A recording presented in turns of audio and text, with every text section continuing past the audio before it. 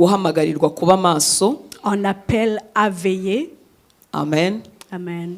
Nta bintu na bimwe Imana yiduhamagarira Il n'y a rien que Dieu nous appelle à faire ititeguye kubikorera muri twe. sans avoir préparé à le faire en nous. Inkuru nziza nuko ikintu cyose Imana iguhamagarira Et la bonne nouvelle, c'est que toute chose pour laquelle Dieu t'appelle, kiba cyamaze guhinduka igishoboka. c'est déjà rendu possible. Haleluya. Amen. Nta kintu na kimwe Imana isaba abantu Il n'y a rien que Dieu nous demande de faire iba itamaze kugihindura igishoboka. s'il ne l'a pas rendu déjà possible. Haleluya. Amen. Ikintu cyose uzasoma mu ijambo ry'Imana, Toute chose que tu vas lire dans la parole de Dieu, ikintu cyose uzamenya ko abakristo basabwa, toute chose que Dieu nous appelle à faire, uzahita unezererwa ko Imana yamaze kugikora. sois déjà dans la joie parce que Dieu l'a déjà accompli. Imana ishimwe cyane. Que Dieu soit loué. Haleluya. Amen. Hari igihe tugira ubwoba bwinshi bw'ibintu Imana idusaba Des fois, on a vraiment peur de ce que Dieu nous demande de faire kubera ko turi abantu bamenyereye kwirwanaho. parce que nous sommes des personnes qui combattent pour nous-mêmes. Iwacu tugira slogan ivuga ngo intore ntiganya yishakira ibisubizo. Chez nous, on a comme un slogan qui dit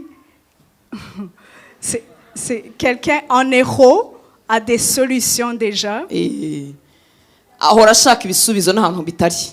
Il cherche des solutions et il y en a partout. Ibyo bintu ni byiza mu buzima busanzwe. Et c'est une bonne chose dans la vie au quotidien. Haleluya. Amen. Nabaye hafi y'abasirikare. J'ai grandi à côté des soldats. Ntabwo ari grandire pe. Ariko ni ibintu byegeranye naho ngaho. Abasirikare babwirwa ko nta kintu kidashoboka. Les soldats savent qu'il n'y a rien qui est impossible. Ni ukuvuga ngo niba fanda mubwiye ati ubu turaca muri iki gikuta. Alors, si son commandant lui dit on va passer au travers ce mur, ubwo baba bagiye. Ils sont ubwo igikuta kiba kiri buveho ibyo ari byose inzira iraboneka. Le mur doit se mettre de côté, il doit passer. Kugira mwene ubwo buzima ni byiza. Et avoir cette vie, c'est une bonne chose en Bimara soi. ubwoba, bimara ubunebwe, bimara ubutse, Ça fait en sorte que tu n'as biratinyura. plus peur, tu n'as plus de doute. Mu buzima busanzwe bituma umuntu abasha kuba ahantu hose kandi koko Et akirwanaho. dans la vie au quotidien, ça fait en sorte que tu peux vraiment te débrouiller. Hanyuma twaza muri Kristo Yesu. Et quand nous venons en Jésus-Christ, Yesu yaba umwami w'ubuzima bwacu. et Jésus-Christ devient notre Seigneur et Sauveur, Kugira ngo utumaremo ibintu byo kwirwanaho. pour qu'il puisse enlever ces choses-là de vouloir se débrouiller nous-mêmes, Intambara ikarota. ça devient tout un combat. Ubwo gukiranuka tukabyishakamo. Et là même, la justice, on la cherche nous-mêmes, la imihamagaro fidélité, tukayishakamo. même l'appel, Kuyishobora on la cherche en tukabyishakamo. nous-mêmes. Noneho nyine tukabyiburamo kuko ntibiba muri twe. Et on ne le trouve pas parce que ce n'est même pas en nous en réalité. Noneho tukananirwa. Et on faillit, on est dans Twamara l'échec. kunanirwa tukagira ngo ntibishoboka. Et on se dit, oh, ce n'est plus possible. Yesu yaravuze ngo Jésus a dit, ninjye muzabibu w'ukuri. il a dit, je suis le vigneron. Mwebwe gusa muri amashami. Et vous êtes les branches. Nta kintu mushobora gukora mutamfite. Il n'y a rien que vous pouvez faire sans moi. Nurekeraho kwishakamwo ibisubizo by'urugendo rw'agakiza.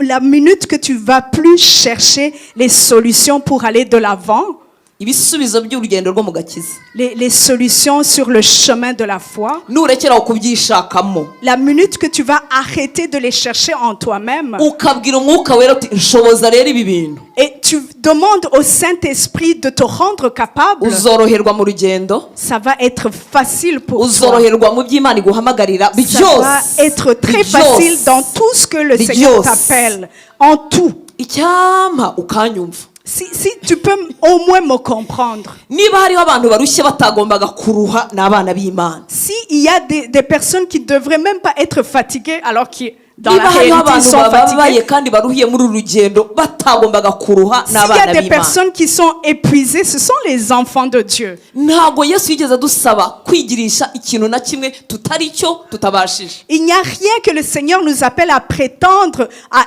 être alors que ce n'est pas déjà en nous. Haleluya. Amen. Haleluya. Amen. Iyo duhamagara rero kuba maso. Alors lorsqu'il nous appelle à veiller, iyo aduhamagariye guhagarara ku munara no kurinda, et qui nous appelle à être debout sur le nagira poste, ngo nkumare impungenge ko adashingiye ku mbaraga zawe. j'aimerais que tu ne crains plus parce que ce n'est pas par ta force. Haleluya. Amen. Ahubwo yiringiye ko n'umuhanga amaso Il s'attend à ce que lorsque tu fixes tes yeux sur lui ukamubwira ko utabishobora kandi utabizi, utazi niyo biva niyo et birangirira, tu lui dis, Seigneur, je ne suis pas capable, je ne sais même pas par où commencer. hanyuma ukamuhozaho amaso. Et tu gardes tout simplement ton focus sur lui. Uzi ko wemerewe no kumubwira uti simfite rega n'imbaraga ziguhozaho amaso nta nizo mfite, dore arimo aramanuka ncika ajya kureba ibindi. Tu peux même lui dire, je n'ai même pas la force de garder mes yeux fixés sur toi. Iryo jwi akunda kuryumva rwose, Il aime biramunezeza. beaucoup écouter cette voix. Haleluya. Amen. Biramunezeza akavuga ati nicyo mbereyeho, nicyo cyatumye mbasigira umwuka wera no kugira ngo abashoboze. Il trouve ça agréable parce qu'il va dire, c'est justement la raison pour laquelle je vous ai donné le Saint-Esprit. Amen. Amen. Haleluya. Amen. Imana ishimwe cyane. Que Dieu soit loué. Umuhamagariro wa mbere Imana iguhamagarira nshuti y'Imana, Alors, le premier appel pour lequel Dieu t'appelle, yaguhamagariye kubana nayo. il t'a appelé à demeurer avec lui. Yaguhamagariye kubana nayo Il t'a appelé à demeurer avec lui. ngo ubanze ubeho. Ubanze Pour ubeho. que tu puisses d'abord vivre, tout Kuko simplement. tuba dupfuye burya tuba turushye. Et c'est comme si on est mort, on est vraiment fatigué. Yaraguhamagaye ngo ubanze ubeho. Il t'a appelé d'abord à demeurer avec Ubanze lui. ubeho narangiza akubere so, akubere papa. Pour que tu puisses vivre et qu'il soit ton papa. Haleluya. Amen. Rimwe na rimwe ko abantu baba bataragize ba papa beza Et cyangwa des fois, se ba papa nyine bimeze ukuntu cyangwa batanahari bahari batanahari cyangwa on a eu murabizi. des pères qui étaient absents, des pères qui n'étaient comme pas complètement là, qui n'étaient pas Ishusho responsables. y'ukuri ya data wo mu ijuru iradusiga pe. L'image du vrai Père, notre Père céleste, ça nous échappe. Tuba twumva ari butwemere kuko hari ibyo twakoze. On trouve qu'il nous accepte parce qu'on a fait quelque chose. Haleluya. Ntago data aguhamagarira bwa mbere na mbere kuba maso no kurinda.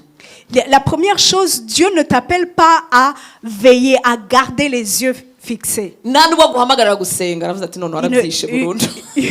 Il ne t'appelle même pas à prier. Aguhamagarira ngo ubanze ubeho. Il t'appelle d'abord à vivre, Akubere so. qu'il soit tout simplement ton papa. Yitwa Uwiteka Nyiringabo ariko ntashobora kohereza ingabo za kajorite ku rugamba. Il est l'Éternel Dieu des armées, mais il ne va pas envoyer des soldats sur le terrain. Nababwiye ko nabaye hafi y'abasirikare, nabonye uburyo abasirikare bakuru bakunda abatoya babo, abasirikare mbese bajya ku rugamba, uburyo babakunda n'umutima wose. Ntabwo bifuza ko umusirikare urwaye yajya ku rugamba, ntibibaho. Je vous ai dit comment j'habitais à côté des soldats, et les soldats qui sont comme des commandants, ils aiment beaucoup les plus jeunes et ils vont pas envoyer quelqu'un sur le terrain si quelqu'un ne va pas bien. Haleluya. Abo ni abantu bafite n'intege nkeya b'abanyabyaha basanzwe. Ce sont des personnes limitées, ce sont des personnes faibles. Uwiteka Nyiringabo, umuremyi w'ijuru n'isi, Mais se w'umwami wacu l'Éternel Yesu Kristo, Dieu akaba na Tout-Puissant, so, qui est notre papa, ntabwo yifuza ko wamuhagararira uri indembe warashize wuzuye umuruho n'umubabaro wapi. il ne veut pas que tu travailles pour lui alors que tu es déjà épuisé, tu es déjà fatigué. Arabizi ko udashobora kuba maso nawe utariho. Il sait très bien que tu ne peux pas veiller au moment où toi-même tu n'es même plus là. Umuhamagaro wa mbere akoherereza yaguhamagariye kugukunda Alors, no le premier kukubera appel, so ngo ubanze ukire imvune z'ubuzima. Il t'appelle à t'aimer, à demeurer en lui pour que tu puisses guérir de toutes les blessures. Kuko iyo ugiye ufite ibyuho mu buzima bwawe ugenda igihe gito tukakubona umwaka umwe urabagirana ibiri itatu. Parce que si tu marches et tu restes dans les blessures, tu vas pas rester longtemps. Ça va être 1 année ou 2. On va te voir, tu es disparu. Yaguhamagariye kugukunda, icyami iki kikicara mu mutima wawe ukamenya ko papa wo mu ijuru yaguhamagariye kugukunda no kukubera so. Il t'a appelé pour t'aimer, pour être dans cette communion avec lui d'amour. Ngo agukize imvune z'ubuzima. Pour qu'il puisse guérir des traumas, des blessures de la vie. Haleluya. Amen. Imvune z'ubuzima. Ces blessures de la vie. imvune z'ubuzima ko zibuza umuntu guhamagarwa yari afite impano nziza. Ces blessures-là peuvent empêcher quelqu'un de rentrer dans son appel.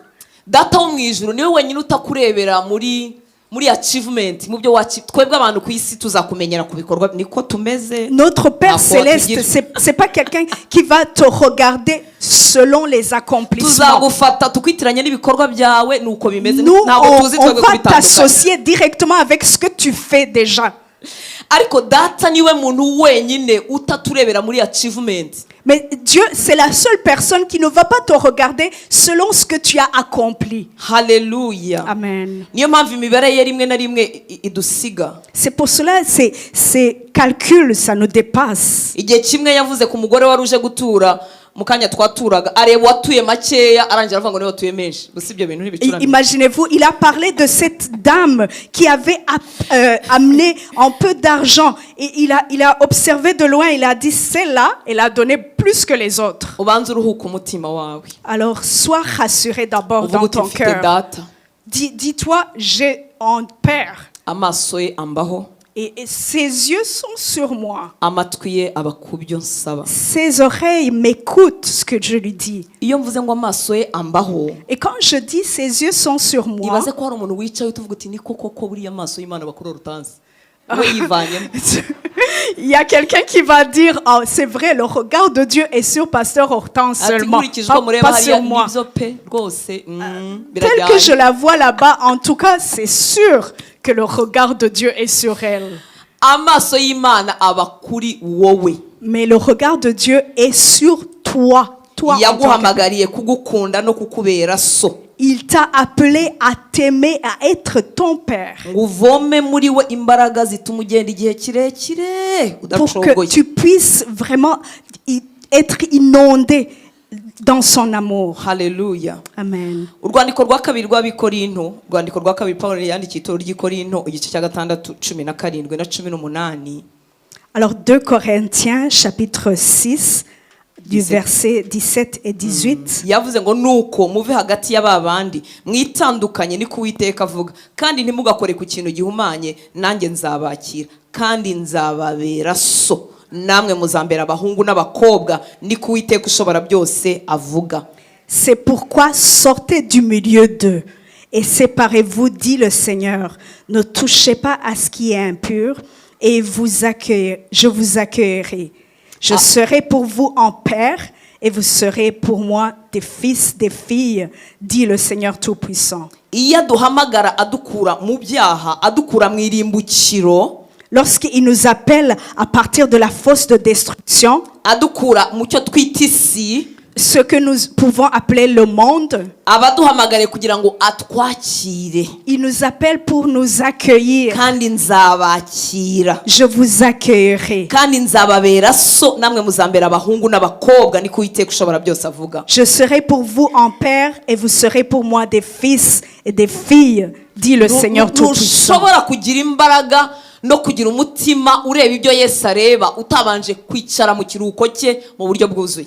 Tu peux pas voir ce que vraiment Dieu t'a préparé si tu n'es pas assis d'abord dans son repos. Ujye ufata kanya witegereze urugendo rwa Yesu n'intumwa ze n'abigishwa be. Alors prends le temps d'observer bien comment Jésus a marché et ses disciples. Reka wumve gatoya hano yarazutse. Petero barasubiye kuroba. Il était ressuscité, Pierre était retourné pécher.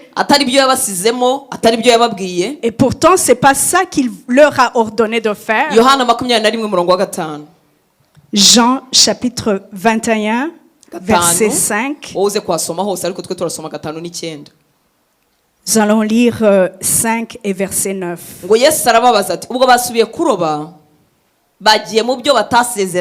Ils sont allés pêcher.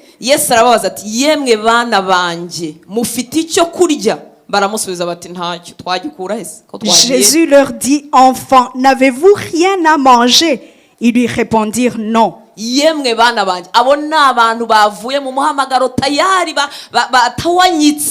Ces enfants dont il est Mwami question, Yesu duha amaso nk'ayawe. ce sont des gens qui sont allés loin, là où le Seigneur ne leur a pas ordonné d'être. Ngo yemwe bana banjye mufite icyo kurya, baramusubiza bati ntacyo, kandi ubwo bari baraye baroba ntacyo bafashe. Enfants, n'avez-vous rien à manger? Ils lui répondirent non. Et pourtant, ils ont passé toute la nuit en train de pêcher. Ils n'ont rien reçu. Yayitegereje umuruho wabo uko baraye baroba, kuko yaje mbere arabareba bari mu mazi bafashe ubusa bashobewe. Il les a observés, il les a vus combien ils étaient fatigués. Ils avaient passé toute la nuit en train d'essayer. Arabitegereza batari bava mu mazi acana umuriro. Uwo ni Yesu wazutse bakundwa.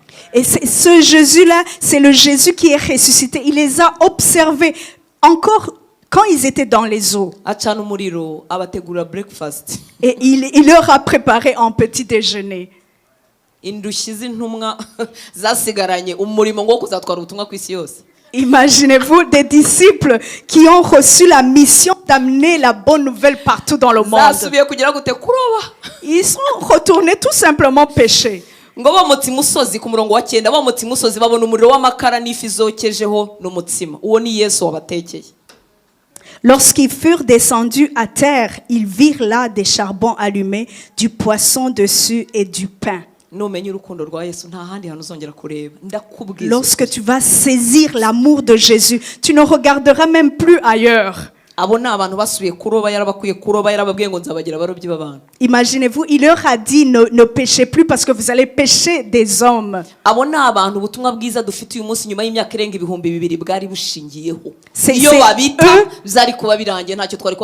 C'est eux sur qui le ministère était basé pour qu'ils amènent la bonne nouvelle dans le monde entier. Dieu, il est très fier, il sait très bien la puissance qui est en lui. Si Dieu n'avait pas cette assurance-là que ses disciples allaient amener la bonne nouvelle, il n'allait pas le faire. Imaginez-vous des gens qui retournent pécher alors que ça ne fait même pas un mois. Nous au moins ça faisait quelques années. Ça faisait à peine quelques jours Jésus était ressuscité.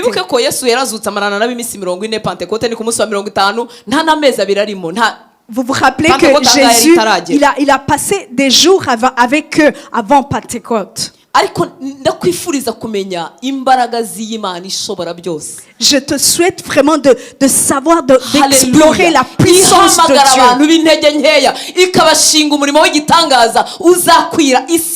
Ce Dieu qui appelle des personnes faibles, des personnes limitées pour amener la bonne nouvelle partout dans le monde. Alléluia. Amen.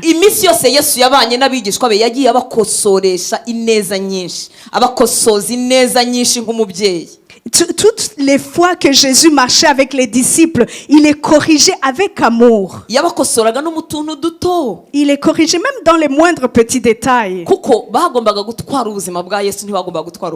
Parce qu'ils devraient amener la vie de Jésus, pas leur propre vie. C'est ça qui fait en sorte que chaque détail dans ta vie compte devant Dieu. Jésus, il veut aller dans les moindres petits détails dans ta vie. Parce qu'il ne veut pas que nous amenons notre propre vue. Il veut qu'on amène sa vie à lui. C'est pour cela qu'il prend vraiment le temps qu'il faut pour vraiment te transformer, travailler sur toi. Il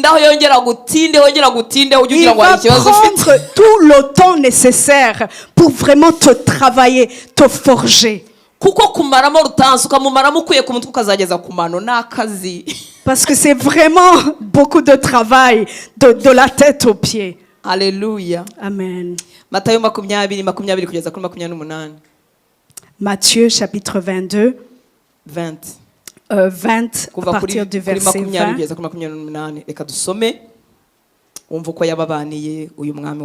Nous allons lire.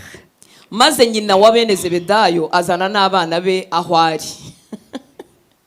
Ari abantu basenga amasengesho nk'aya mama w'abahungu. Maze nyina wa bene Zebedayo azana n'abana be aho ari, aho Kristo ari aramupfukamira ngo agire icyo amusaba. Alors, la mère des fils de Zébédée s'approcha de Jésus avec ses fils et se prosterna pour lui faire une demande. Quand tu la vois se prosterner, tu vas te dire, elle est dans l'esprit. ngo nawe aramubaza ati urashaka iki, aramusubiza ati tegeka ko abana banjye bombi bazicara mu bwami bwawe, umwe iburyo undi ibumoso. Il lui dit, que veux-tu? Ordonne, lui dit-elle, que mes 2 fils que voici soient assis dans ton royaume, l'un à ta droite et l'autre à ta gauche. Mwibuke ko yaje akagira gute agapfukama n'umutima wose, ariko mana Imaginez-vous, la maman, elle est venue et s'est prosternée vraiment de tout son cœur. tegeka Elle a dit, ordonne, aba bana banjye bombi aba mais que mes 2 fils, umwe yicare iburyo undi yicare ibumoso. que l'un s'assoie à ta droite et l'autre à ta gauche. Yesu aramusubiza ati ntimuzi icyo musaba. Et Jésus lui répondit, vous ne savez pas ce que vous demandez. Mwabasha kunywera ku gikombe nzanyweraho? Pouvez-vous boire la coupe que je dois boire? Bati turabibasha. Il a dit, nous le Igikombe pouvons. cyari igikombe cy'umubabaro, igikombe C'était cy'umujinya w'Imana la- wari la ugukuweho, coupe de la colère de ugukuweho, Dieu. ushyizwe kuri Yesu. Et c'était sur Jésus. Arababwira ati ni ukuri igikombe cyanjye muzakinywera, kuko nabo bagombaga kubabazwa no kwicwa bamwe muri bo. Il leur répondit, il est vrai que vous boirez ma coupe, mais ce qui est d'être assis à ma droite et à ma gauche, cela ne dépend pas de moi. Ariko kwicara iburyo cyangwa ibumoso sinjye ubigaba keretse abo data yabitunganyirije. Et ne sera donné qu'à ceux à qui mon Père l'a réservé. Reka wumve rero abatabisabye, ariko wumve urebe ibyo bafite mu mitima yabo. Alors regarde ce qu'ils ont dans leur cœur. Ba bandi 10 babyumvise Les 10, barakarira abo bavandimwe bombi. ayant entendu cela, furent indignés. Muratekereza barabarakariye kubera iki? Pourquoi est-ce qu'ils étaient indignés? Bari baje kubatwarira imyanya. Ils étaient en train de leur prendre leur poste. Kuko iyo bagira umutima nk'uwa Yesu, Parce que s'ils avaient vraiment le cœur de Jésus, ntago bari kurakarira abo bahungu babiri, abo ils n'allaient basore pas babiri. être indignés des 2 fils. Bari kubagirira impuhwe n'imbabazi. Ils allaient plutôt avoir pitié d'eux. Ari ababisaba bagapfukama ati tegeka umwe yicara iburyo n'ibumoso, n'ababifite mu mutima twese tuba dufite ibibazo. Que ce soit la personne qui l'exprime de son cœur, qui dit, oh, je veux que mes fils soient assis à droite et à gauche. Et même ceux qui sont qui le pensent dans leur cœur, c'est la même chose. Yesu arabahamagara arababwira ati muzi yuko abami b'abanyamahanga babatwaza igitugu n'abakomeye babo bahawe kubategeka, ariko muri mwe siko biri, ahubwo ushaka kuba mukuru muri mwe ajya aba umugaragu wanyu, kandi ushaka kuba imbere muri mwe ajya aba imbata yanyu, nk'uko umwana w'umuntu ataje gukorerwa ahubwo yaje gukorera abandi no gutangira ubugingo bwe kuba incungu ya benshi. Et Jésus les appelait et dit, vous savez que les chefs des nations les tyrannisent et que les grands les asservissent. Il n'en sera pas de même au milieu de vous, mais quiconque veut être grand parmi vous, qu'il soit votre serviteur. Komeza kujya ku 28. Et quiconque veut être le premier parmi vous, qu'il soit votre esclave. C'est ainsi que le Fils de l'homme est venu, non pour être servi, mais pour servir et donner sa vie comme la rançon de plusieurs. Haleluya. Amen. Arongera Yesu afata umwanya wo gucurikura ibintu mu mitwe yabo.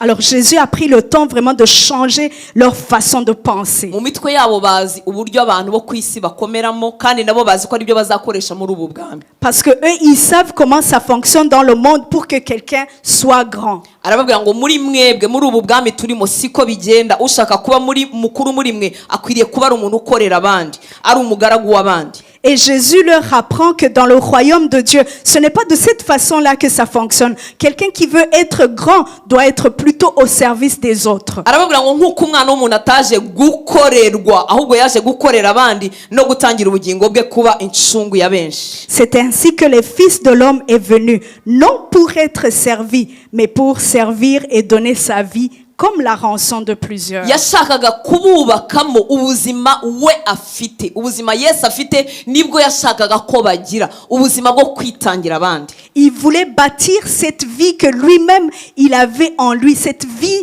d'humilité. Yesu agiye yemera ko dutinda ahantu kugira ngo atumaremo nk'ibyo bariya abasore bashakaga, umwe iburyo undi ibumoso, tukumva ko gukorera Imana ari ibyo, ni ukugaragara, ni umwe iburyo undi ibumoso, ni ugukomera. Hanyuma Yesu akadutindaho ibyo twitangira akabisenya, ibyo twikorera akabyica, akatuzonga, ari nta kindi ashaka, agira ngo acurikure ibyo twacuritse muri twe. Il va prendre le temps de nous travailler, de nous forger, de nous transformer pour qu'on puisse quitter ce genre de mentalité comme ces deux fils qui veulent être grands, qui veulent être à droite et à gauche. Il veut changer cela. Ngo nk'uko umwana w'umuntu ataje gukorerwa, ahubwo yaje gukorera abandi no gutangira ubugingo bwe kuba incungu ya benshi. Tout comme le Fils de l'homme est venu, non pas pour être grand, mais pour servir. Haleluya. Amen. Yashakaga kububakamo ubuzima bwe, ubwo Yesu afite ngo abari bwo basigarana.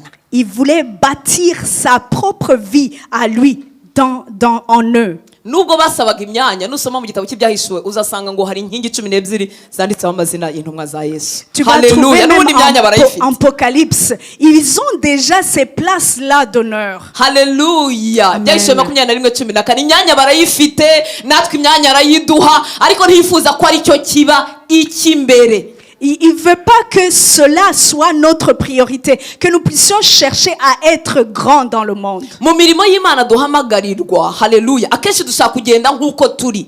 L'appel dans lequel Dieu nous appelle, nous voulons y aller tel que nous sommes. Kandi washaka ko tugenda nk'uko we yaje, nk'uko yagendaga. Mais Jésus veut que nous puissions partir tel que lui-même il est venu. Aho rero niho urugamba ruba. Et c'est là le combat. Akamara imyaka avanamo rutanse muri rutanse. Et il prend vraiment le temps d'enlever Olga de Olga. Akamara umwaka abikora atyo, imyaka Il abikora prend une atyo, année, abikora atyo, plusieurs années. nabishaka ndwana Il nabyo. transforme et moi je combats avec lui. Haleluya. Amen. Kubera ko icyizere Yesu yatugiriye ni cyinshi cyane. Parce que la confiance que Jésus a mis en nous, c'est vraiment de grande valeur. Abakijijwe Yesu yatugiriye icyizere gikomeye, atwita intumwa mu cyimbo cye. Imaginez-vous, il nous a fait confiance, il nous a placés à sa place. Niba yaratwise intumwa mu cyimbo cye, Imagine si il nous a appelés intumwa mu cyimbo cye, des apôtres à sa place yego, cyangwa abambasaderi b'ubwami bw'Imana, ou ambassadeurs de Jésus. haleluya. Niba ndi intumwa mu cyimbo cya Yesu, ukaba intumwa mu cyimbo cya Yesu, azagutindaho kugira ngo ugende nk'uko we yakwigendera. Si tu es la personne qui représente Jésus ici-bas, il va prendre tout le temps nécessaire pour vraiment te forger, te travailler, pour que tu puisses y aller tel que lui, il veut. Pawulo yaratwandikiye mu rw'Ikorinto rwa 2 igice cya 5 umurongo wa 20. Paul, il a écrit dans 2 Corinthiens, 5:20, ngo nicyo gituma tuba intumwa mu cyimbo cya Kristo, ngo ndetse bisa naho Imana ibingingira muri twe, ngo nuko rero turabahendahenda mu cyimbo cya Kristo kugira ngo mwiyunge n'Imana. Subiramo ibyo mvuze ntacyo dasoma. 2 Corinthiens 5:20. 5:20.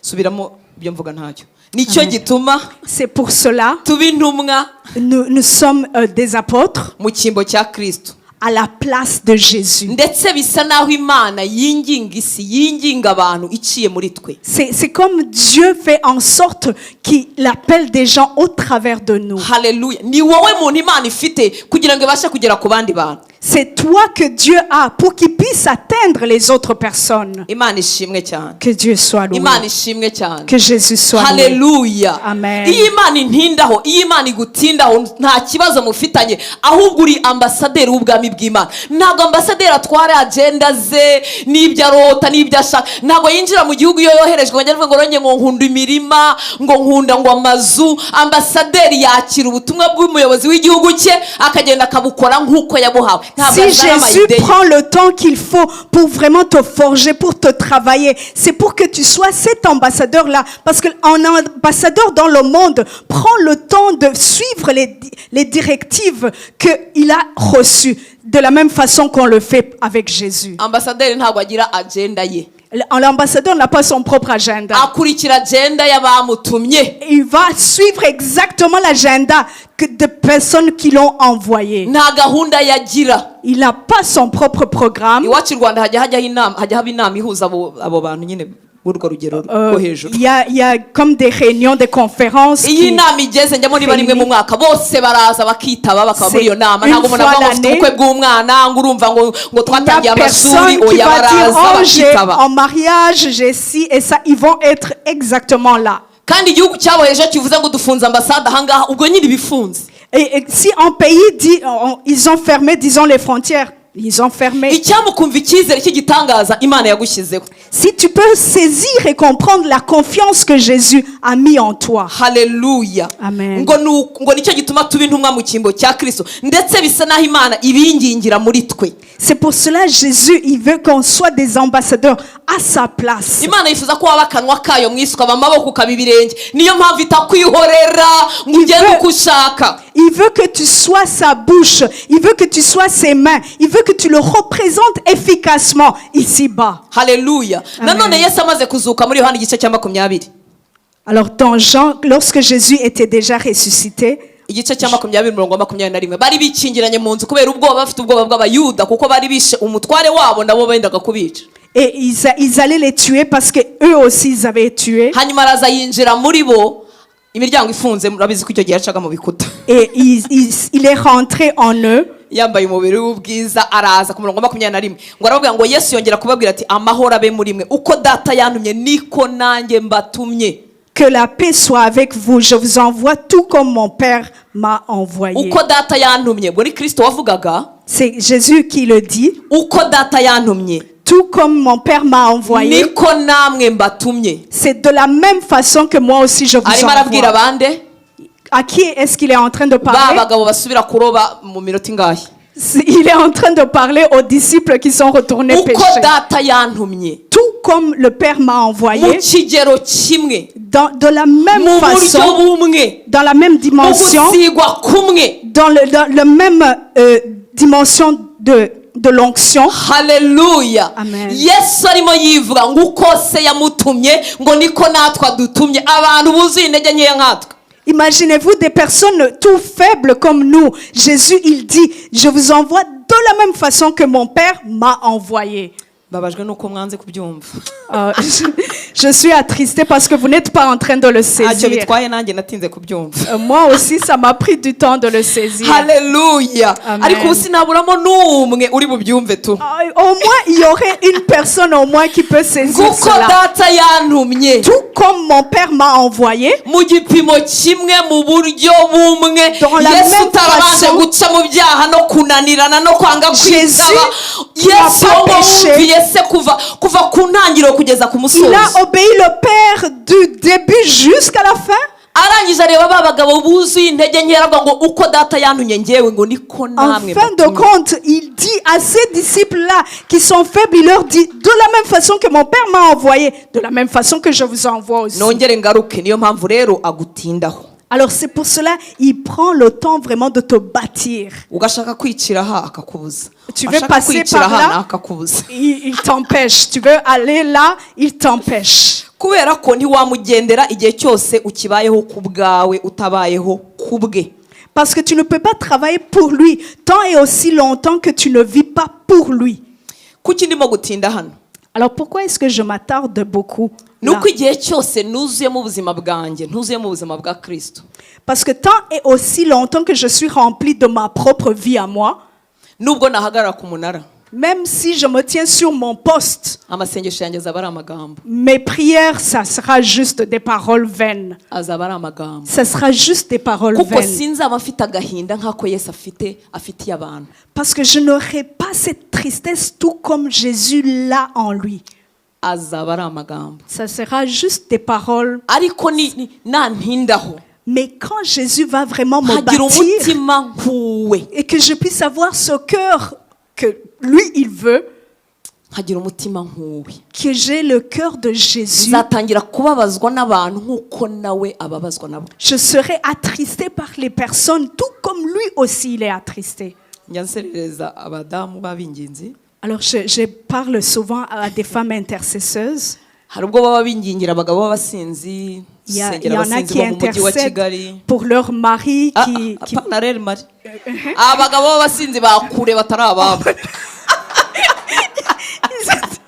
Ils intercèdent pour des hommes qui sont loin. twingingira abasinzi bo muri Kigali, On prie pour les personnes qui boivent de l'alcool de twingingira Kigali, abasambanyi bakure batari abacu. des personnes prostituées qui ne sont pas les nôtres. Ariko kuko tubuze umutima wa Kristo, Mais parce que nous n'avons pas ce cœur de Jésus en nous, byagera ku bacu quand il s'agit même de Kavuga nous, uti, ni nos shitani propres- tubana mu nzu nta nubwo ari n'umugabo. tu dis, c'est le diable lui-même avec qui Niyo mpamvu j'habite. ntushobora guhagarara ku munara wuzuye wowe ubwawe. Tu ne peux pas te tenir au poste lorsque Amasengesho tu yawe es rempli azaba ari de toi-même. amagambo. Parce que ta prière, ça sera Yesu juste natadutiza des umutima paroles. nkuwe tuzababazwa n'abana twabyaye gusa, nyamara muri Montreal abana barimo barapfa, iwacu i Kigali abana barimo barapfa, ariko tuzababazwa n'abo twabyaye gusa. Si nous sommes juste remplis de nous-mêmes, on va être attristés juste pour nos propres enfants. Alors qu'il y a des enfants même à Montréal, de part et d'autre, qui ont besoin de nos prières. Igihe kimwe nendaga kuva mu muhamagaro, À un moment donné, je voulais quitter mon appel. uti se nawe byakubayeho? Toi aussi, ça t'est arrivé. Bon, Ndimo nsezera Imana, nyisezera j'étais en train nyisezera neza mu de kinyabupfura. bien dire au revoir à Dieu. hari ibintu narimo kwingingamo nyitereta ngo mbese inkore transfert. J'étais en train vraiment de traiter avec Dieu en lui disant, oh, fais un transfert. hanyuma agashyiramo ingingo zindengera ko nzaba ngomba kureba abana banjye no kugirana umwanya Et nabo. j'ai mis même mes droits en disant, oh, j'ai droit à ça. Tu Imana le vois? irambwira ngo namba nawe abana bawe baragufite.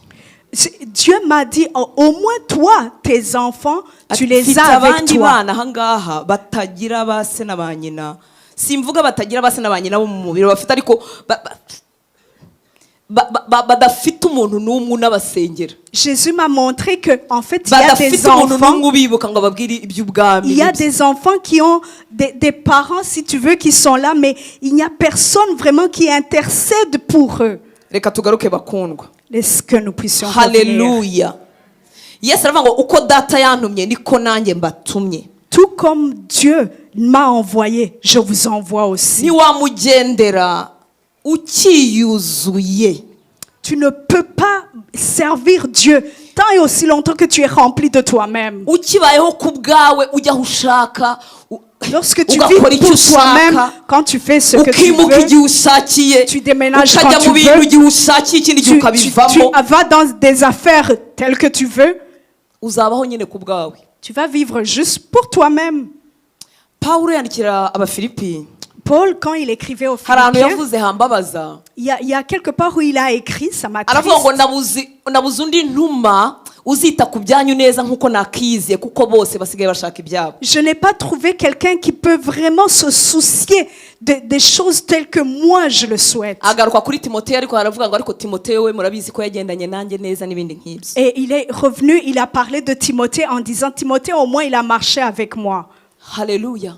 Ngo nabuze undi mbatumaho uzita ku byanyu neza nk'uko nakiyiziye, kuko abandi bose bashaka ibyabo. Je n'ai pas trouvé quelqu'un qui peut vraiment se soucier des choses de Dieu parce que les autres sont partis ailleurs. Abavugabutumwa turi ibihumbi n'ibihumbagiza. Des hommes, des femmes de Dieu, turamagana. des pasteurs, on Abakristo est des turi ibihumbi milliers, turamamiliyoni. des chrétiens, on est des milliers, Ariko amasengesho menshi, mais beaucoup de prières, ubuzima bwa benshi la vie de plusieurs bwagarukiye ku kigero kimwe cyo gushaka ibyacu. s'est arrêté là où on souhaite juste chercher nos propres choses à nous. Imana y'imbabazi Notre Dieu qui est ikwibutse ko miséricordieux, Yesu yakugiriye icyizere gikomeye, qui puisse te rappeler gikomeye, que Jésus t'a fait confiance. icyizere gikomeye. Jésus t'a fait confiance. Aguha agakiza, Il s'est investi en toi, il t'a donné amaze le kuguha agakiza salut. ntiwahita upfa nka cya gisambo ngo ujye mu ijuru. Et tu n'es pas mort tout de suite, tout comme celui qui était à agusigira la umurimo croix. umwe rukumbi ku isi, Il t'a donné une œuvre ici kugira ngo ajye aca muri wowe agere ku bandi bantu. pour qu'il puisse t'utiliser afin de toucher les autres. Haleluya, Amen. haleluya. Amen. Niyo mpamvu yatinze ku bigishwa be ababuza ibyo kurwanira imyanya, ababwira ngo njyewe mugomba kuba nk'uko njyewe ndiho, kuko naje gutanga ubuzima bwanjye kubw'abandi, ntago naje gukorerwa, naje gutanga ubuzima bwanjye kubw'abandi. C'est pour cela il a vraiment pris le temps qu'il faut pour bâtir, pour forger les disciples, afin qu'ils puissent transmettre la vie qui vient de lui-même. Abavugabutumwa tuzi kubyumva, ndibaza n'abandi bakristo bazi kubyumva. Des hommes, des femmes de Dieu, des pasteurs, on le comprend très rapidement. Njya numva abakozi b'Imana b'abahanga bafite ubwenge. J'aime écouter des hommes de Dieu, des femmes de Dieu de part et d'autre dans le monde qui sont nkabasha très kumva intelligents. umunyabwenge urimo gusuka ubwenge bwo kwemeza abantu. J'aime écouter quelqu'un, disons, qui est vraiment intelligent, en train d'essayer de convaincre les nkabasha no gens. kumva undi munyabwenge ariko hejuru y'ubwo bwenge ufite umutima wo kwingingira abantu kuza kuri Kristo. Et- Uzi ko umuntu abyumva Il akabitandukanya. y a une différence avec l'autre qui est intelligent, mais qui a ce souci-là, qui a cette peine en lui pour vraiment ramener plusieurs à Jésus. kandi bose bafite ubwenge bw'Imana. Et pourtant, les deux ont la ariko même muri umwe intelligence. ukumva kwemeza. Dans un, tu vas sentir comme s'il ubu veut hadutse abantu convaincre. b'abakosozi kandi koko bazi ibyanditswe serious nanjye baravuga nti wow. Et tu les écoutes, tu dis, oh, ils ariko connaissent vraiment ukumva beaucoup de yagarukiye ku versets. rwego rwo gukosora. Mais il s'est arrêté juste à corriger. nta mutima w'imbabazi wo gukosora wenda amafuti ngo atuzanire ibyiza narangiza ndaduhuze na Kristo ukuntu. La personne n'est pas en train de corriger pour ramener les cœurs à Jésus. kuko abenshi basigaye bashaka ibyabo. Parce qu'il y en a plusieurs qui veulent chercher leurs propres intérêts. nidukomeza gushaka ibyacu tuzasakuza dusenga. Lorsque nous allons continuer à Ariko- chercher nos propres intérêts, ariko nous allons nta prier, buzima bw'abantu buzavamo. mais il n'y aura pas des vies qui vont être gagnées à Jésus. Haleluya. Amen. Yesu rero arimo kubaha ikigero cy'uko bakwiriye kubaho. Jésus était en train de leur donner un exemple de arababwira ngo comment umwana w'umuntu ntiyazanywe no gukorerwa yaje gukorera abandi. il a dit, le Fils de l'homme n'est pas venu pour servir, il est venu pour yaje servir les autres. gukorera abandi no gutanga ubugingo bwe kugira ngo bube incungu ya benshi. ubugingo bwe bucungura abandi. Il est venu pour amener, il nous a donné la vie éternelle afin qu'il puisse sauver plusieurs. uzi ko hari igihe abakristo tunanirwa no kwihanganira akantu koroshye kandi nagira ngo nkwibutse ko ntushobora kuba umukristo ku giti cyawe. burya uri umukristo ufashe kuri njye nanjye mfashe kuri wowe turi uruhererekane. Tu ne peux pas être en chrétien juste pour toi-même. En fait, tu es chrétien pour être connecté kubatse ku avec les mudugudu autres. hejuru abantu baratureba. Parce que nous sommes sur la montagne et les gens nous iyo observent. ukomeye mu byo wizeye ukomeza abantu benshi. Lorsque tu es fort dans ce que tu as cette conviction-là, tu vas amener iyo wemeye plusieurs à Jésus. gutembanwa utembesha abantu benshi. Et quand tu chutes, uzi ko tu igihe vas amener tunanirwa no kwihanganira plusieurs. n'akantu Des gatoya fois, on ne supporte même ngo pas uvuge ngo quelque chose byibuza de ngo petit. ndihangana ku bwa oruga urimo akizwa inyuma yanjye byibuza nawe azakomeza urugendo. Tu n'es même pas patient pour la personne qui est juste à côté de toi. Imana itugirire ubuntu bakundwa. Que Dieu vraiment nous fasse grâce. haleluya haleluya. Amen. yaje gukorera abantu no kuba incungu ya benshi. Il est venu pour servir, pour être le rançon pour plusieurs. ntabwo twamugendera igihe cyose tukibayeho ku bwacu tutabayeho ku bwe. yarabayeho ate rero? Et alors la façon, comment est-ce qu'il a vécu lui-même? we yiyambuye byose kugira ngo akunde abone umwana w'umuntu. Il s'est dépouillé de tout, même de sa gloire, pour être comme un être humain. Abafilipi 2 kuva kuri 5. Alors Philippiens chapitre 2, kuva kuri 5 verset 5. haravuga ngo mugire wa mutima uri muri Kristo Yesu data wudushye. Ayez en vous les sentiments qui étaient en Jésus-Christ. mugire wa mutima uri muri Kristo Yesu. Ayez en vous les sentiments qui étaient en Jésus-Christ. mu cyongereza hamwe baravuga ngo let this mind be in you. mugire gutekereza nk'ukwe. Ayez en vous ces sentiments qui étaient en Jésus-Christ. haleluya. Amen. ngo nubwo yabanje kugira akamero k'Imana ntiyatekereje ko guhana n'Imana ari ikintu cyo kugundirwa. Lequel, existant en forme de Dieu, n'a point regardé comme une proie à arracher d'être égal ahubwo avec Dieu. yisiga ubusa ajyana akamero k'umugaragu w'imbata agira ishusho y'umuntu kandi amaze kuboneka afite ishusho y'umuntu yicisha bugufi araganduka ntiyanga no gupfa ndetse urupfu rwo ku musaraba. Il s'est dépouillé lui-même en prenant une forme de serviteur, en devenant semblable aux hommes et ayant paru comme un simple homme. ahubwo yisiga ubusa. Il s'est humilié lui-même. il s'est dépouillé.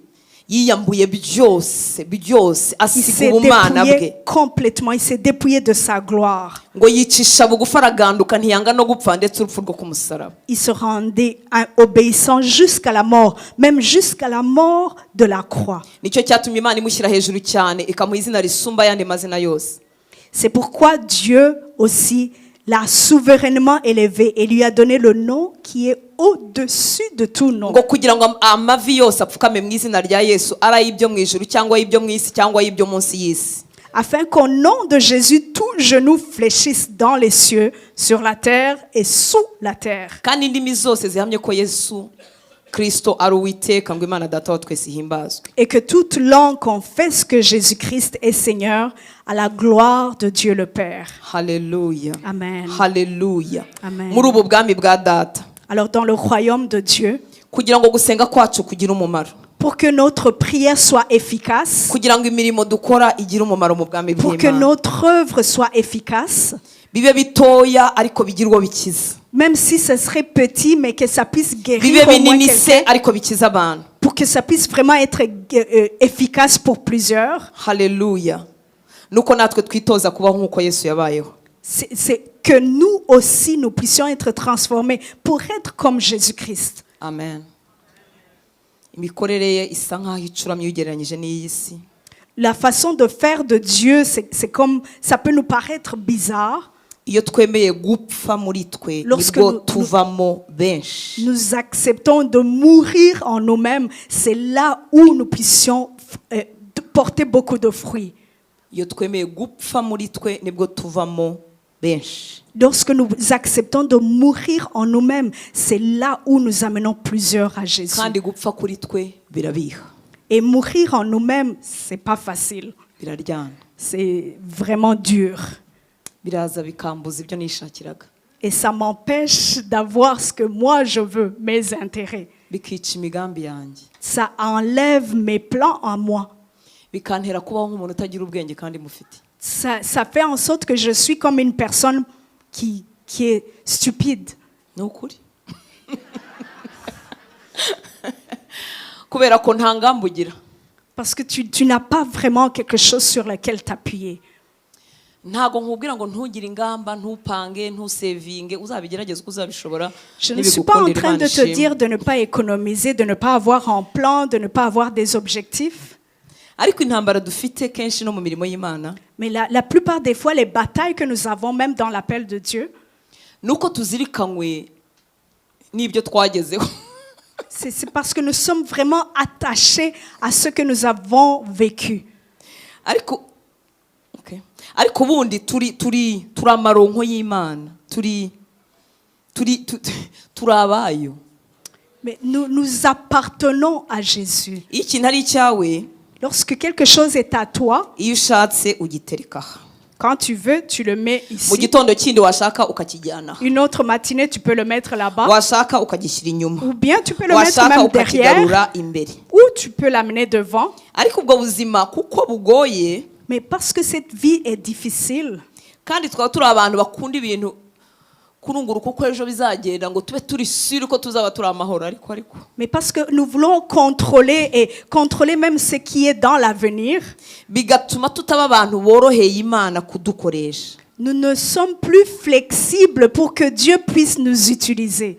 Iyo Imana rero irimo ishaka ko mpfa kuri njye, Alors, lorsque Dieu veut que je puisse mourir en moi-même, ni ukugira ngo norohere Imana inkoresha uko ishaka. c'est pour que je sois flexible et que Dieu puisse m'utiliser comme lui il veut.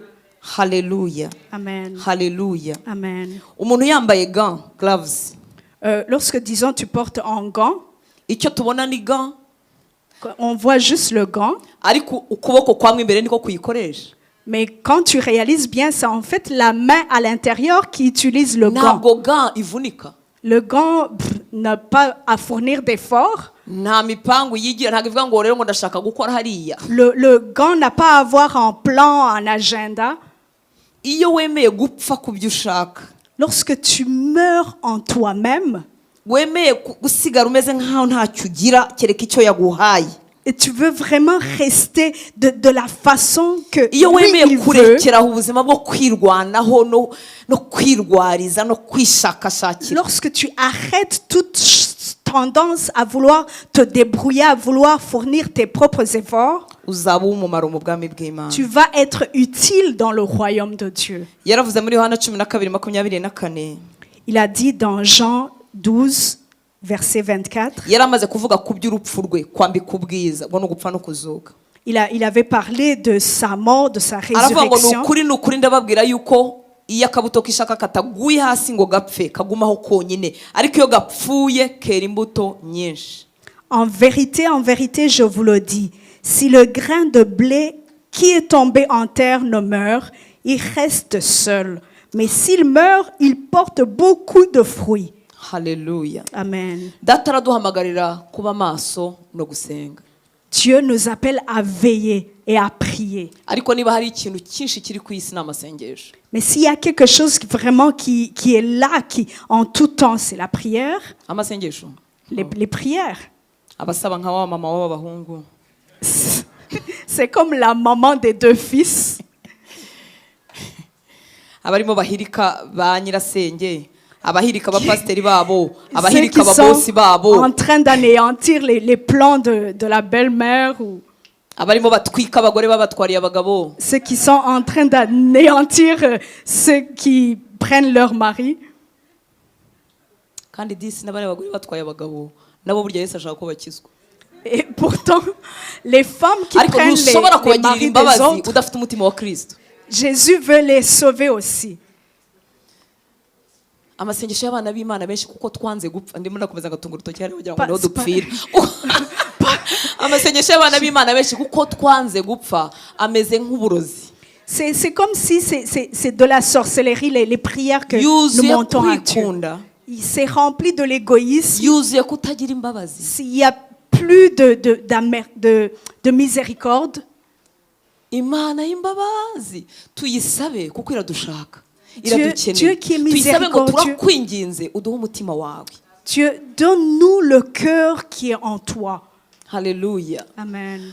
Mama Sara yabivuzeho ubushize igihe baca i Samariya bari abasore intumwa za Yesu igihe baciye muri Samariya ngo Samariya banga kubakira kuko Le- murabizi Maman baraziranaga Sarah, n'abayuda. On a parlé, lorsqu'ils sont passés en Samarie, ils n'étaient pas acceptés. Banze kubakira bakotinga ibyanditswe. Et quand Eh, ils bari bazi ne les ont ibyanditswe. pas acceptés, ils ont proclamé la parole. Baravuga ati dumanure umuriro nk'uko Eliya yawumanuye. Et ils ont dit, ah, on va descendre le feu, tout comme Élie l'a fait.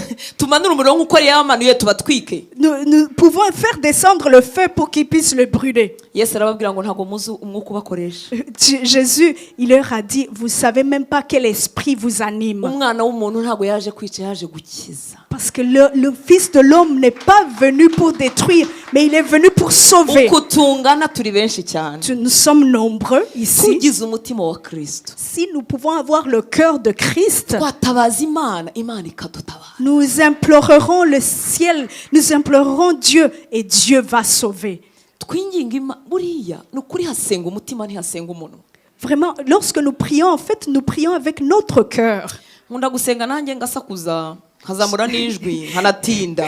Moi, j'aime prier et je monte ma voix, je Ariko prends le temps. namenye ko hatasenga umunwa hasenga umutima. Mais quand j'ai compris que ce n'est pas un être humain qui prie et que c'est plutôt le cœur qui prie, Nasanze amagambo yacu afite umumaro muke. je me suis rendu compte qu'en fait, nos paroles n'ont comme aucune importance. Haleluya. Iyo ugize umugisha Imana igatangira kuguha ku gatima kayo tuba twaciye ibintu ariko twahaweho gatoya natwe. Lorsque tu reçois cette grâce pour vraiment comprendre ce que Dieu veut dans la prière, Wahaweho gato apana. on a comprendre reçu byose se. juste un peu. Wahaweho gatoya. Quand tu as reçu un peu de None cette grâce, ugasengana n'umuntu utaranagahabwa nako gato mbese ubwo wowe wamurushije wowe waciye ibintu wataranakagira. et tu as prié avec quelqu'un qui n'a pas encore reçu même cette petite grâce-là que toi tu as. Ujya kumva ukumva umubabaro uragufashe. Tu sens vraiment comme une tristesse en toi. Kuko ujya kumva ukumva ibintu asengera. Parce que tu entends les prières que la personne prononce. Ukajya umva wamunyeganyeza. Tu sens Ariko comme ukibuka ko nawe nta wakunyeganyeje. tu veux bousculer la personne, mais toi non plus, on ne t'a pas bousculé. Yo, Mana undindira abana.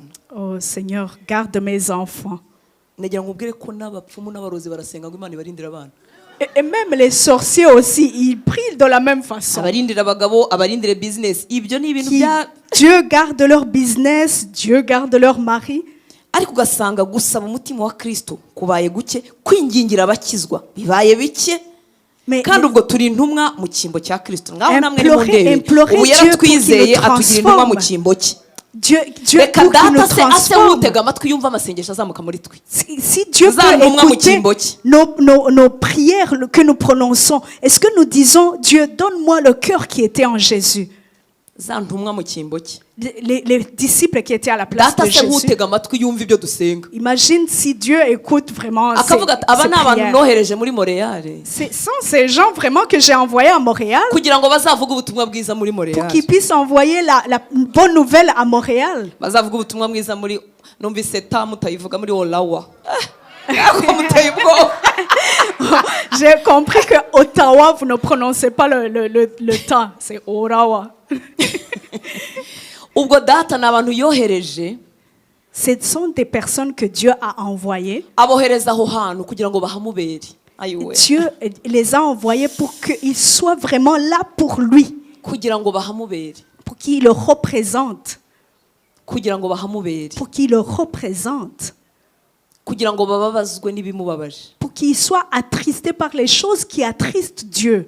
Tubabazwe n'ibibabaje Imana. Que nous soyons attristés par les choses qui attristent Dieu. Imana ifite business imwe ku isi. Dieu a un seul business sur terre. Ubuzima bw'umuntu. La vie d'un être humain. Ubuzima bw'umuntu. La vie d'un être humain. Iyo umuntu apfuye Lorsque quelqu'un meurt, biba birangiye. c'est fini. Biba birangiye. C'est fini. Ntabwo aca muri purgatori. La personne ne passe pas par le purgatoire. Niba uri inshuti yanjye yo mu gaturika ukomeze unkundi. Si tu es un ami pour moi, Ntabwo que tu es tumusabira catholique, misa ngo zimwimure. on ne va pas faire des messes pour que la personne puisse shifter. Natwe abazi ibya nyuma y'ubuzima twasomye muri Bibiliya iyo twapfushije tumera nk'abibagiwe ijambo ry'Imana. Et même nous-mêmes qui connaissons la parole de Dieu, lorsque nous perdons quelqu'un qui est proche, c'est comme si on a oublié la parole de Dieu, ce qu'elle Neza dit. tukajya hanze y'ijambo On va en dehors de la parole de tugasezera Dieu. kuwapfuye tukamuvugisha tubizi ko Nous parlons même à la personne qui est morte alors qu'elle nous entend même plus. ubwo wabona abarokore basomye ijambo ry'Imana. Tu dis, Umutuza heza mana Vraiment, umweze Dieu, que tu puisses amweze. reposer cette personne, que tu puisses la sanctifier. Urebe ibyiza yakoze mana. Oh Seigneur, regarde les bonnes œuvres que la personne a fait. Yesu ashimwe. Que Jésus soit Alléluia. loué. Amen. Data ni wowe afite. Dieu, c'est Tekereza toi rero qui l'as. ko yifuza ko umubera intumwa mu cyimbo cye. Il veut que tu sois son ambassadeur. Akifuza ko uhagarara ku munara ukarinda. Il veut que tu sois au poste, que tu veilles. Kandi ukarinda utarindanye ibyawe. Et tu veilles non pas pour tes Tekereza rero uru intérêts. rugendo rwo kubanza kukubona uburyo rugoye. Alors imagine-toi déjà le trajet pour qu'il puisse Yonyine t'avoir. kukubona akazakuzana mu nzu y'Imana ukumva ijambo ry'Imana ubwabyo byari bigoye.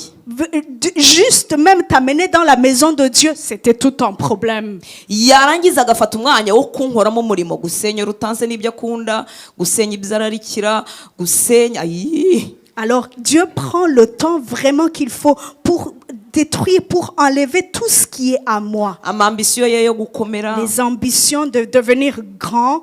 akamara uwo mwanya Et Dieu prend le temps pour vraiment nous transformer. amaramo amasengesho nk'aya nyina wabariye abahungu Des prières comme la mère des fils de Zébédée. agafata uwo mwanya yamaramo. Et tu prends le temps vraiment dans ces Urebe uwo prières-là. murimo Regarde le trajet, urebe tout urwo rugendo ce processus-là. hanyuma natangira no kumenyaho dukeya mu by'agakiza. Et quand je commence à comprendre Amaze un peu gukora uwo murimo le wose, salut, après que Dieu a fait toute son œuvre en moi, nagera ahangaha angejeje nkikorera ibyanjye. et là j'arrive là où Dieu même il a travaillé sur moi, Umubano wanjye n'Imana je fais ukaba mes wo choses. kunyungura njyewe njyenyine Je- ukaba wo je- kunyungura. Je fais les choses qui sont dans mes intérêts à moi et non pas ses intérêts à lui. Data agategereza za ntumwa mu cyimbo cya Kristo agaheba. Dieu, il attend ses disciples, il attend ses ambassadeurs qui vont œuvrer sur lui. Reka Il ne ngane les ku musozo trouve pas. bakundwa dusenge ndumva nanatinze. Alors, j'aimerais qu'on puisse clôturer. Mu rwandiko rwa mbere rwa Yohana igice cya 3 umurongo wa 16 ndasaba Imana ngo niba uwo murongo utawuza ufate mu mutwe. Urwandiko rwa mbere rwa Yohana 3:16 akenshi tuba tuzi Yohana ubutumwa bwiza 3:16 abize muri Ekodime murawuzi kugeza uyu munsi. Hanyuma noneho tujye mu rwandiko rwa mbere rwa Yohana 3:16. Alors 1 Jean chapitre 3 verset 16. Iki nicyo kitumenyesha urukundo icyo ari cyo. C'est ce qui nous montre vraiment réellement qu'est-ce que l'amour. Nuko Yesu yatanze ubugingo bwe ku bwacu. C'est que Jésus a donné sa vie pour nous. Natwe ikidukwiriye nuko twatanga ubugingo bwacu ku bwa bene data. Et ce qui serait agréable, c'est que nous aussi nous puissions donner notre vie pour les Natwe frères. ikidukwiriye nuko twatanga ubugingo bwacu ku bwa bene data. Ce qui serait agréable, c'est que nous aussi nous donnons notre vie Iki pour nicyo les frères. kitumenyesha urukundo icyo ari cyo. C'est ce qui nous apprend réellement qu'est-ce que l'amour de Dieu. Nuko Yesu yatanze ubugingo bwe ku bwacu.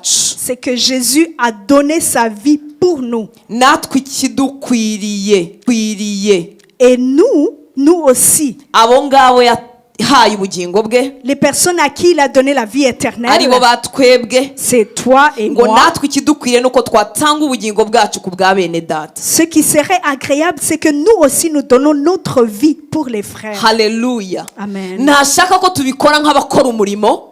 Il ne veut pas qu'on puisse le faire comme un travail du Arashaka ko monde. tubikora duhaswe dusunitswe n'urukundo yadukunze. Il veut qu'on puisse vraiment le faire pressé par l'amour qui nous Niyo mpamvu a umuhamagaro aimés. wa mbere yaguhaye ni ukugira ngo uzubane nawe akubere so wakira urukundo rwe.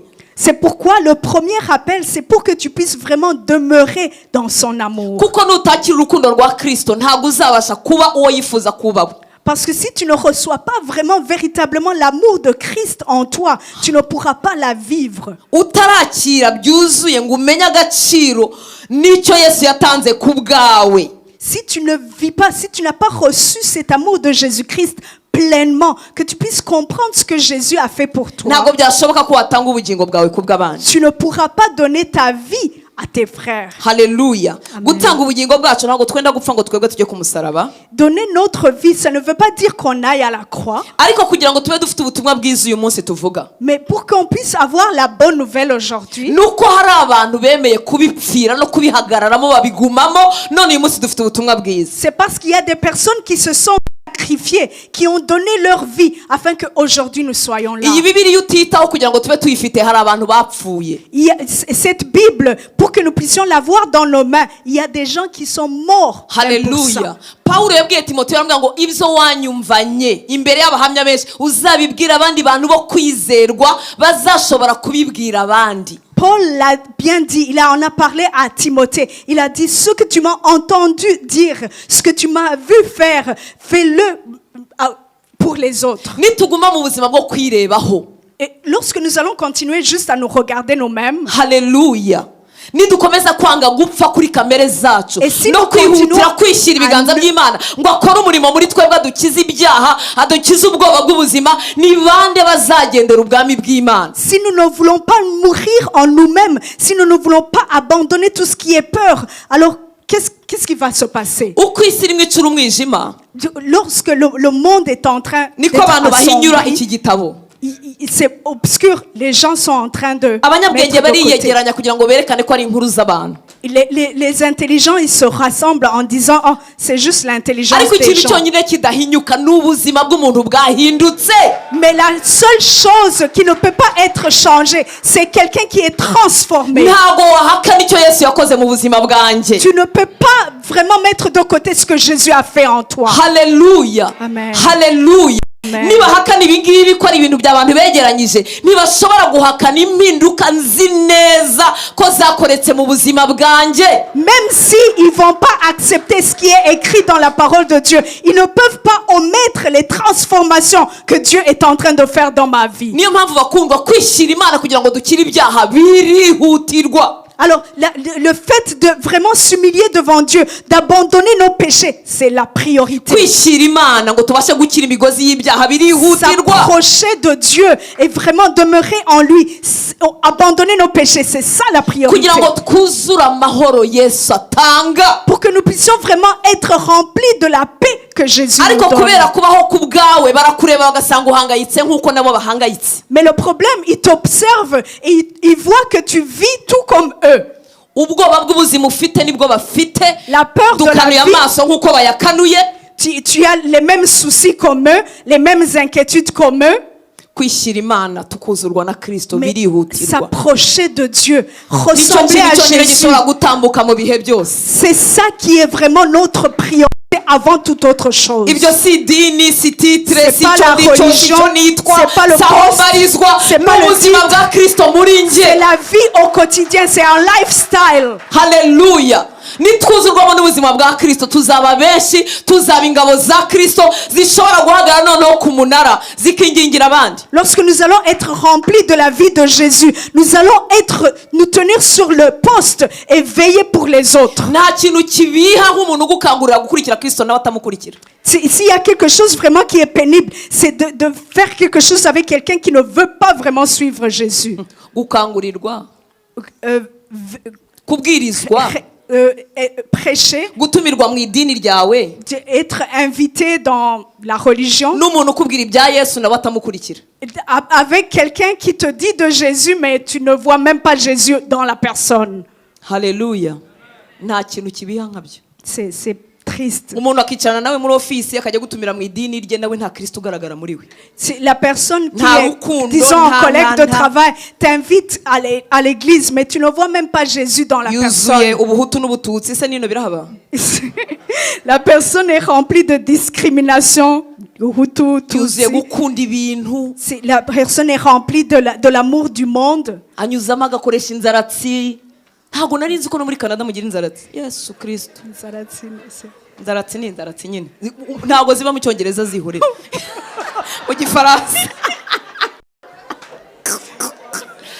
Kubera kutirekurira mu maboko ya Yesu, Parce qu'on dushaka n'a pas gukomeza abandonné. kugira telekomande y'ubuzima, C'est comme si dukontorora on uko a abagabo une bacu babaho, télécommande. dukontorora uko abo dushaka babaho. Va Kubera contrôler. kutirekurira mu biganza bya Yesu, duhorana On sait ibyuho pas twakuranye mu buzima bwacu. Abandonner complètement à Jésus, mais on garde toutes nos choses en nous. Bakundwa, mureke twishyire Umwami. Bien-aimés, Aradukeneye, ni wowe kanwa qu'on ke, ni wowe maboko s'approche. ye.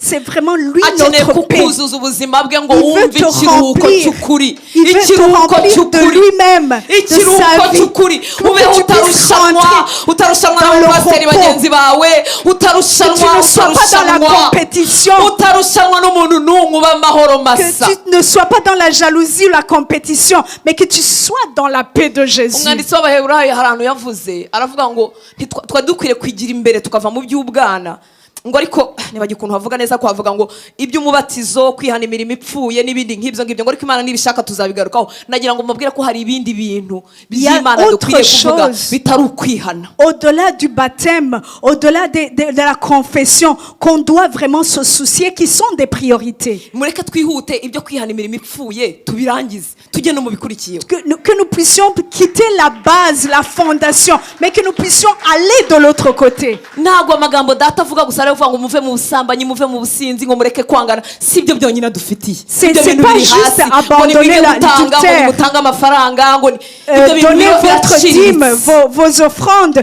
apportez dans la maison de Dieu. Les choses là de base, on doit dépasser ça. Iyo umuntu akunda aratanga. Lorsque quelqu'un aime, la personne donne. Nkunda gukoma urusyo ngakoma n'ingasire. N'uwejo byaramuyobeye nawe nutabimenye ubyihorere. Iyo tuvuze ngo umuntu akunda aratanga, ntituyoberwa ko hari abapasiteri bamanipira abantu kugira ngo babahe amafaranga yo kwikiza ku bwabo. Cela ne met pas de côté qu'il y a des pasteurs qui manipulent des gens pour que les gens apportent dans la maison de Dieu. Non, non, non, pas de Dieu. Dans les poches. Oh, Église yubatse neza amafaranga ntacungwa na pasiteri. l'église qui est bien bâtie, c'est pas le Ariko ni pasteur qui byiza doit kuba le umushyitsi we, gérer. ni byiza kuba umushyitsi kuko umuntu c'est aba atazi bien. ibibaho hasi. C'est bien d'être invité parce qu'on ne sait pas qu'est-ce qui se passe dans la C'est bien gestion. d'être un visiteur. Amen. Amen. Église icunzwe neza habaho uko amafaranga akora, pasiteri niba Il y bamuhemba a bakamuhemba, une façon hakabaho abantu que bashinzwe l'église ibintu. fonctionne. Ariko C'est umurimo pas le w'Imana pasteur qui uzaba doit mu gérer pasiteri les akaba ari ushinzwe finances. n'amafaranga, ari nawe uvuga uko bigenda n'uko bigenda, Mais si c'est le agafungura ibintu pasteur hirya no hino agamije Qui doit gukamura faire le amafaranga hirya no programme, hino ku isi. qui doit bizaba gérer bipfuye. les finances, qui doit faire ci et ça. Haleluya. Amen. Haleluya. Amen. Urukundo rwa Kristo ruraduhata. Mu Bikorinto ba 2:5 ndangize L'amour dusenge de Jésus nous 14:15. Bakundwa ntabwo data duhamagara kuba ku munara nkatwe ubwacu kuba maso nkatwe ubwacu. Nta murimo n'umwe guhamagarira ko wawukora nkawe ubwawe. Yifuza ko ibyo wakora byose wabisunikwa nuko wakunzwe. Il veut vraiment que tu puisses faire Alléluia. toutes choses que tu dois faire, pressé par l'amour de Jésus en toi. Urukundo ni imbaraga. L'amour, c'est une force, c'est une puissance. Urukundo ruvana umukobwa w'umushinwa mu Bushinwa akajya gushakana n'umusore w'umunyarwanda i Karongi. Imaginez-vous une fille chinoise qui quitte la Chine, Urukundo qui ruvana s'en va se marier au ruvana Rwanda. umuntu urukundo rufite imbaraga. L'amour, c'est vraiment une Data force. rero ntago ashaka gukorera Alors Dieu ne veut pas que tu puisses nko œuvrer guhamagarwa ngo urumva ngo mfite umuhamagaro, urumva ngo mfite impano. Ibyo bintu biraciriritse nabyo. Tu vas pas dire oh j'ai cet Ni koko appel, j'ai zakoresha ça. impano zawe ariko zizakora neza nizikorera mu kwibuka ko wakunzwe C'est bikomeye. vrai que Dieu utilise le potentiel, les talents qui sont en toi. Haleluya. Yaravuze ku murongo wa 14 mu Bikorinto 2:5 ngo urukundo rwa Kristo ruraduhata kuko twemejwe yuko nk'uko umwe yapfiriye bose ariko bose bapfuye, kandi yapfiriye bose kugira ngo abariho be gukomeza kubaho ku bwabo ahubwo babeho ku bw'uwo wabapfiriye akanabazukira. Jésus, il nous appelle à le servir parce que nous sommes pressés par son amour. Abikorinto 2:5 reka mpere kuri 15. Abikorinto 2:5 haravuga ngo kandi yapfiriye bose kugira ngo abariho be gukomeza kubaho ku bwabo ahubwo babeho ku bw'uwo wabapfiriye akanabazukira. Yapfiriye abantu bose kugira ngo twebwe abariho muri we twe gukomeza kubaho ku bwacu tubeho ku bwe we wadupfiriye akanatuzukira. Ariko 14 hatubwira inkomoko yabyo ngo urukundo rwa Kristo ruraduhata nirwo rutubera imbaraga kuko twemeje yuko nk'uko umwe yapfiriye bose ariko bose bapfuye, kandi yapfiriye bose kugira ngo abariho be gukomeza kubaho ku bwabo ahubwo babeho ku bw'uwo wabapfiriye akanabazukira. Il est mort pour tous afin que ceux qui vivent ne vivent plus pour eux-mêmes, mais pour celui qui est mort et ressuscité pour eux. Data dushoboze kutabaho ku bwacu. Que Jésus nous rende capables de vivre Adushoboze pour lui. kwibaza questioning buri kintu cyose dukora mu bwami bw'Imana. Que nous puissions vraiment sonder, que nous puissions nous examiner nous-mêmes. Kwibaza ku kintu cyose dukora mu bwami bw'Imana. Que nous puissions vraiment Kubera ko regarder bien tout ce isi que nous faisons. yatwinjiriye bihagije. Parce que le monde nous a influencés. Hari ibintu dufata mu isi tukabikubitaho natwe tukabikubitaho tutanatekereje icyo bigiye Il y a kumara. des choses qu'on prend du monde et on le fait, on les imite sans même comprendre quoi que ce soit.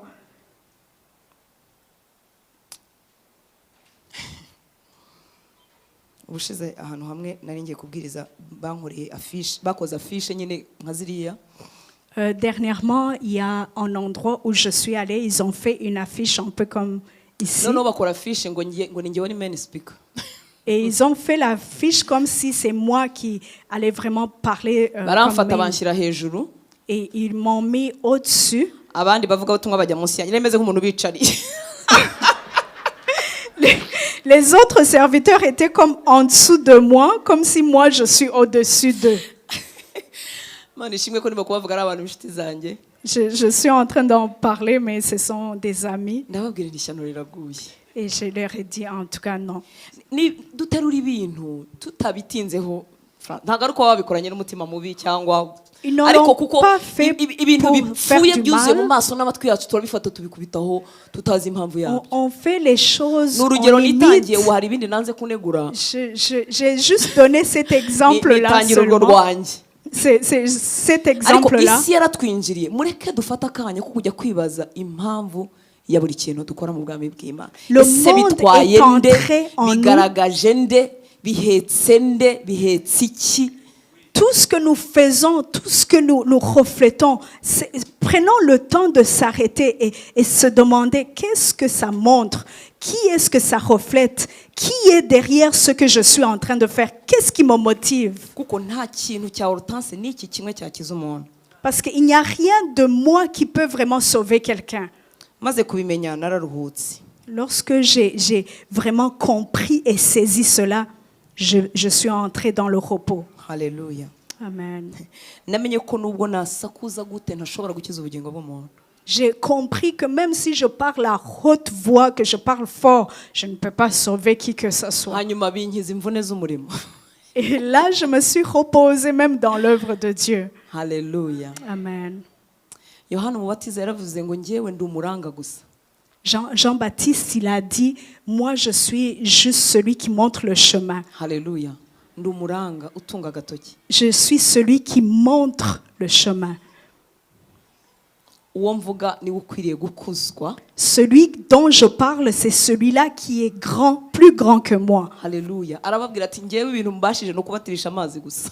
Tout ce que moi je peux faire, c'est de vous baptiser dans Atari l'eau. muri mwebwe hagaze undi mugabo mutaramenya wowe abatirisha umwuka wera n'umuriro. Mais au milieu de vous, il y a celui qui est grand, qui peut vous baptiser dans le Saint-Esprit et dans le feu. Ibyo bintu nitubimenya tuzaruhuka mu baramyi, tuzaruhuka mu bavugabutumwa, Et tuzaruhuka mu lorsque nous allons basenga, saisir ces tuzaruhuka choses-là, mu bukristo. nous allons vraiment nous reposer, même en tant qu'enfant de Dieu, dans l'autre chemin. Tuzirekurira mu biganza bya On Yesu. va tout simplement s'abandonner entre les mains de Dieu. Hanyuma umurimo we kuko ari muremure ndakwingingira kwishyira Imana nk'ikintu cyihutirwa. Et tout comme l'œuvre de Dieu est en processus, alors abandonne-toi à lui. Data aragukeneye byihutirwa. Dieu a besoin de toi rapidement. Birihutirwa. C'est prioritaire. C'est Birihutirwa. la priorité numéro Abantu 1. mubana njyewe sinzigera mbageraho. Les personnes avec qui tu habites, moi je ne vais pas... Abantu mwicarana, abantu musabana ntago abapasiteri ba hano bazabageraho. Les collègues du travail, les personnes que Ariko tu ni wowe croises au ntumwa ya quotidien. Kristo muri bariya bantu. Mais c'est toi l'évangéliste que Dieu a choisi. Haleluya. Amen. Ni wowe ubatwariye inkuru nziza z'agakiza. C'est toi qui dois amener la bonne Kuko ni inshuti nouvelle. zawe murasabana. Parce que ce sont tes amis, ce sont tes proches. Guhinduka kwawe kurihutirwa kugira ngo nibakwitegereza babone Kristo muri wowe nabo bibatere guhinduka. Ta transformation, c'est vraiment prioritaire pour que quand les autres te regardent, ils puissent t'envier et vouloir ce qui est en toi. Haleluya. Benshi iyo baturebera kure babona turi abantu b'abesikoro. La plupart des gens qui nous regardent, ils nous trouvent des escrocs.